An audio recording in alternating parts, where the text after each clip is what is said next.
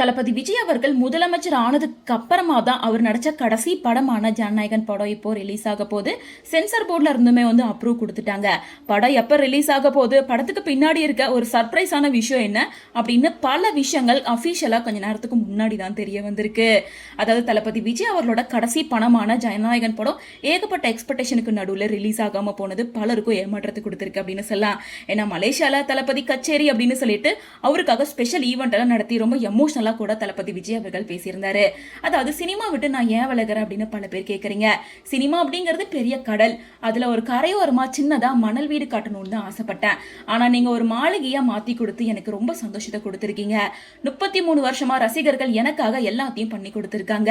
என்னோட வளர்ச்சியிலயோ வெற்றியிலயோ அவங்களோட பங்கு ரொம்பவே பெருசு. சோ இந்த 33 வருஷங்கள் அவங்க எனக்கு என்ன கொடுத்தாங்களோ அதை அடுத்த 33 வருஷத்துக்கு அவங்களுக்கு நான் திருப்ப கொடுக்க போறேன். நாளைக்கு அவங்களுக்கு ஏதாவது அப்படின்னா அவங்களோட வீட்டு வாசல்ல போய் நான் நிற்பேன். எனக்காக எல்லாத்தையும் விட்டு கொடுத்த ரசிகர்களுக்காக எனக்கு ரொம்ப ரொம்ப பிடிச்ச சினிமாவையும் நான் விட்டு கொடுக்கறேன் அப்படின்னு சொல்லி ரொம்ப எமோஷனலா பேசியிருந்தாரு. அது மட்டும் இல்லாம அது எல்லாமே கைமாறு மட்டும் கிடையாது, நன்றி கடன் அப்படின்னு சொல்லியிருந்தாரு. இவ்வளோ எமோஷனலா பேசி ஈவெண்ட் எல்லாம் ரெடி பண்ணி கடைசியில அந்த படம் ரிலீஸ் ஆகாம பலருக்கும் ஏமாற்றத்தை கொடுத்திருந்துச்சு. அது மட்டும் இல்லாம படம் ஆன்லைன்ல லீக் ஆகி மிகப்பெரிய ஏமாற்றத்தை கொடுத்திருக்கு அப்படின்னு தான் சொல்லணும். இந்த படம் ரிலீஸ் ஆகுமா ஆகாதா, இப்படியே போயிருமா அப்படின்னு பல குழப்பங்கள் இருக்க மத்தியில ஃபைனலா சென்சார் போர்டு இந்த படத்துக்கு அப்ரூவல் கொடுத்திருக்காங்க. ஏ சர்டிஃபிகேட் கொடுத்திருக்காங்க. படம் பாத்தீங்கன்னா 3 மணி நேரம் 3 நிமிஷம் 11 செகண்ட். ஸோ இந்த படம் இப்போ வர ஜூலை 24 ரிலீஸ் ஆகும் அப்படின்னு சினிமா வட்டாரத்தில் பேசப்படுது. பட் படம் ரிலீஸ் டேட் குறித்து இன்னும் அஃபிஷியலாக வரல.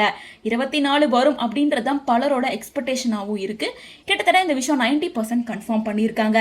இதில் இன்னொரு ஷாக்கிங் சர்ப்ரைஸான விஷயம் என்ன அப்படின்னு பார்த்தா, தளபதி விஜய் அவர்களோட மகனான ஜேசன் சஞ்சய் டைரக்ட் பண்ண ஃபர்ஸ்ட் படமான சிக்மா படமும் ஜூலை 31 ரிலீஸ் ஆக போகுது.